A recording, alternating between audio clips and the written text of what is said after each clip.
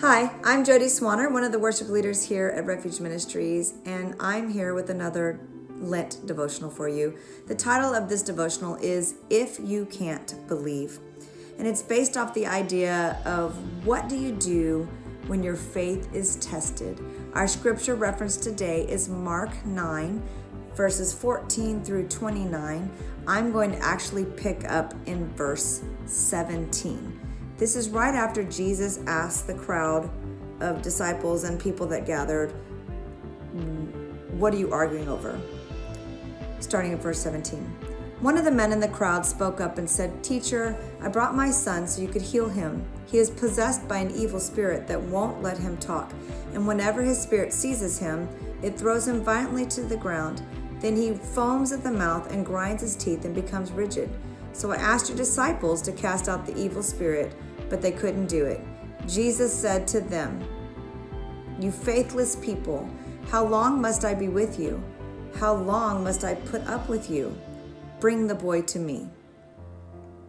So they brought the boy. But when the evil spirit saw Jesus, it threw the child into a violent convulsion, and he fell to the ground, writhing and foaming at the mouth. "How long has this been happening?" Jesus asked the boy's father. He replied, "Since he was a little boy. The spirit often throws him into the fire or into water, trying to kill him. Have mercy on us and help us if you can." "What do you mean, if I can?" Jesus asked. "Anything is possible if a person believes." The father instantly cried out, "I do believe, but help me overcome my unbelief." When Jesus saw the crowd of onlookers was growing, he rebuked the evil spirit. "Listen, you spirit that makes this boy unable to hear and speak," he said, "I command you to come out of this child and never enter him again." Then the spirit screamed and threw the boy into another violent convulsion and left him. The boy appeared to be dead. A murmur ran through the crowd as people said, "He's dead." But Jesus took him by the hand and helped him to his feet, and he stood up. Afterward, when Jesus was alone in the house with his disciples, they asked him, "Why couldn't we cast out that evil spirit?" Jesus replied, "This kind can be cast out only by prayer and fasting."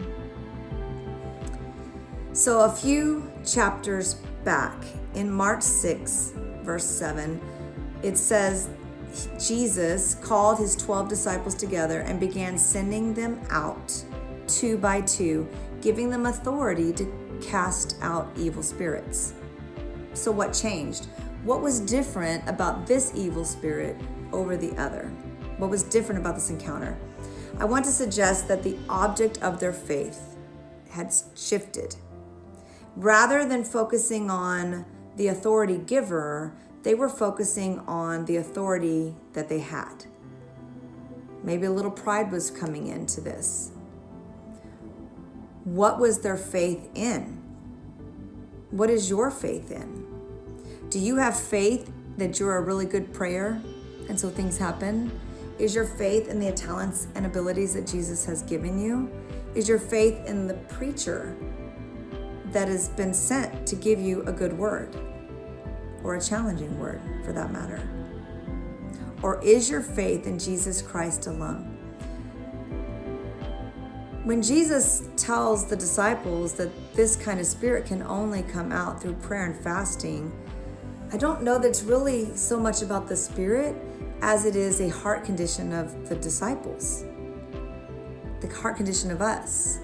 When we stop and we take the time to pray and to fast, we are acknowledging that we need Jesus, that nothing can happen without his authority and his power and his strength.